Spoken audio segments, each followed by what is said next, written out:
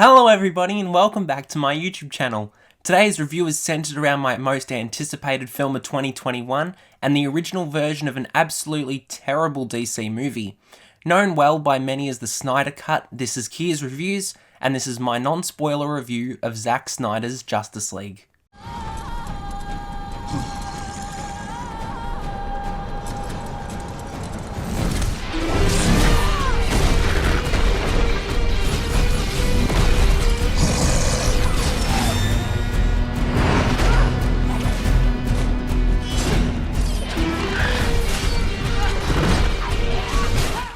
What exactly is the Snyder Cut? The director, who had already made Man of Steel and Batman vs Superman Dawn of Justice for DC, filmed almost everything back in 2017 for Justice League. Unfortunately, before the film was completed, Zack's daughter Autumn passed away, and he had to step away from the project. The studio Warner Brothers stepped in with Joss Whedon, the director of the first two Avengers movies, and conducted extensive reshoots with the cast, later reported to be an abusive work environment. Justice League ended up being one of the worst movies ever made.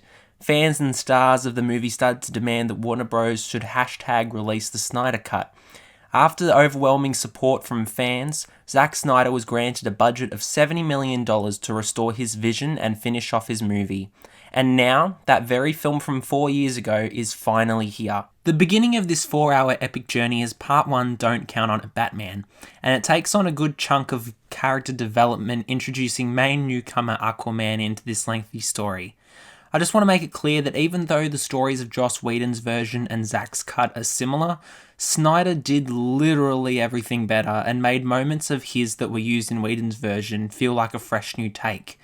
What Zack does the best throughout this movie is acting like every new audience member hasn't seen his previous two films, utilising the first 2 hours of this movie to set up every single integral character that we as an audience need to know.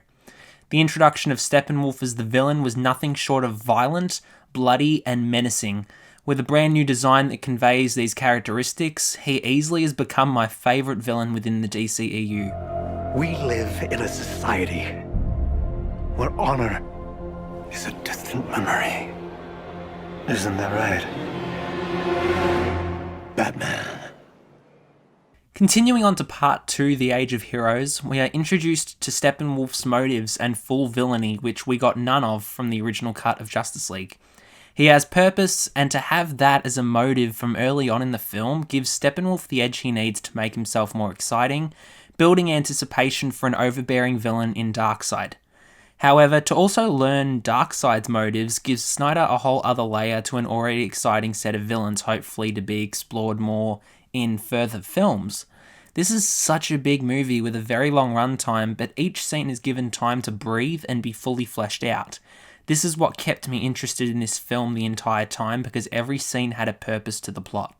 This guy's probably fought hundreds of thousands of other super beings on the other planets he's destroyed, right? And we have to assume he's won. I don't care how many demons he's fought and how many hells. He's never fought us. Not us united.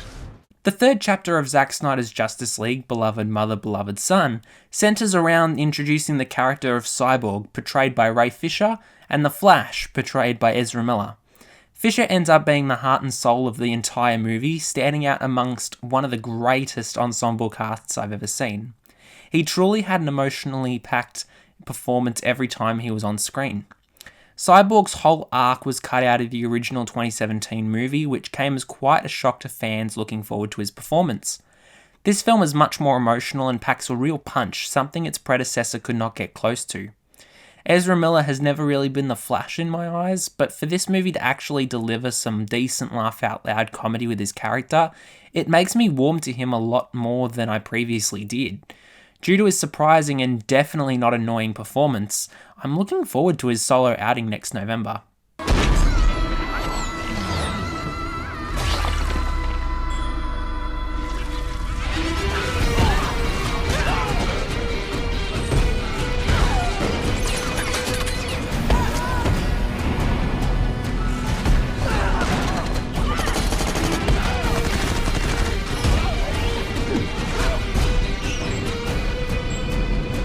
Coming up on the halfway mark is Part 4 Change Machine, and this is when the film shifts to focus on the Justice League as a developing team in multiple impressive battles.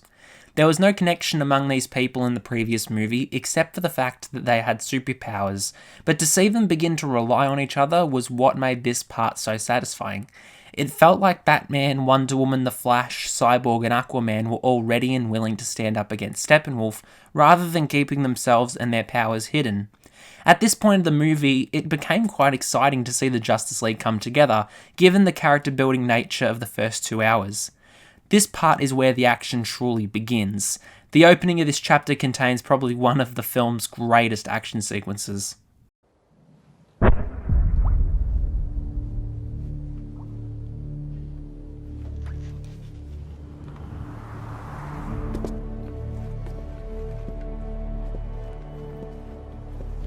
Assuming you're Alfred. Passing halfway is Part 5 All the King's Horses, and this chapter focuses on the return of Superman.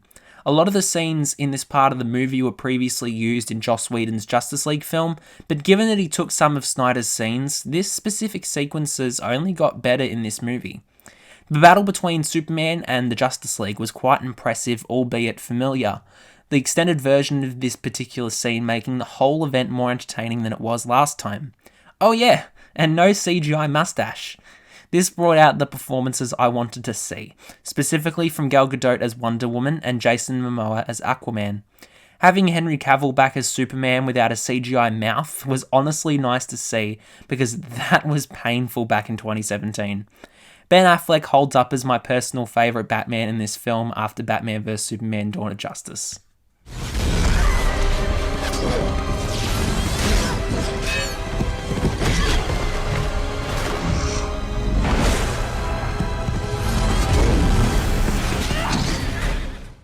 Part 6 is titled Something Darker, and this is what I call the Justice League chapter.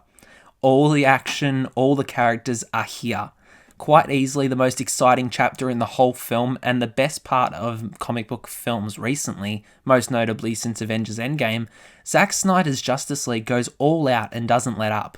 The incredible choreography for this large epic battle demonstrated how each member of the Justice League finally committed to being part of the team and being able to work together. With a pure cliffhanger and some really great moments for fans to look forward to, this film couldn't have been wrapped up with any more exciting twists. I had a giddy smile on my face the entire 4 hours.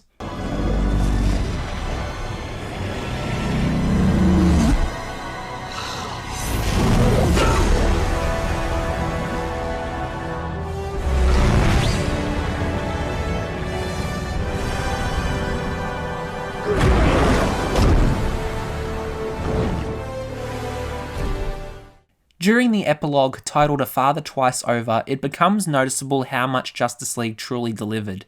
With some of the best cinematography in any comic book movie, amazing music by composer Tom Holkenborg, and brilliant visual effects, all this epilogue does is get fans excited for the potential sequels in Justice League 2 and 3, which are yet to be confirmed by WB.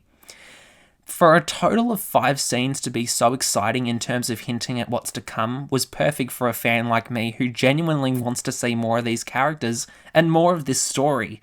These sequences set up what fans wanted most from the trailers, delivering exactly what Snyder said he would: a cliffhanger.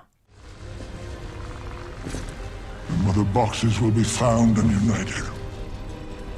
No protectors here. No lanterns. No Kryptonian. This world will fall, like all the others. For Darkseid.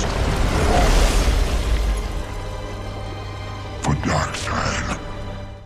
This is Zack Snyder's masterpiece, taking the top spot in my DCEU ranking, as it's one of the most epic films to come from DC in recent times. Justice League is everything I wanted to see in this type of movie. The characters were developed perfectly both as individuals and as the team, making for a calm and collected first half and an action-packed second half. I can tell as a big fan who grew up with these 6 superheroes that I'll rewatch this film quite a lot because it exceeded my expectations and contained everything I could possibly want for a Justice League movie. Every single moment in this film was better than Joss Whedon's version, and I'm so happy to finally see Snyder's vision realised and restored. I love this movie so much, so I'm giving Zack Snyder's Justice League a strong 10 out of 10. Thank you so much for watching. Are you going to see Zack Snyder's Justice League? Let me know below. If you like what you're seeing here and you want to see even more, check out my channel and be sure to have a look at my previous reviews of Raya and the Last Dragon and Chaos Walking. As always, be sure to follow and subscribe to my YouTube channel. This has been Here's Reviews, signing off for now.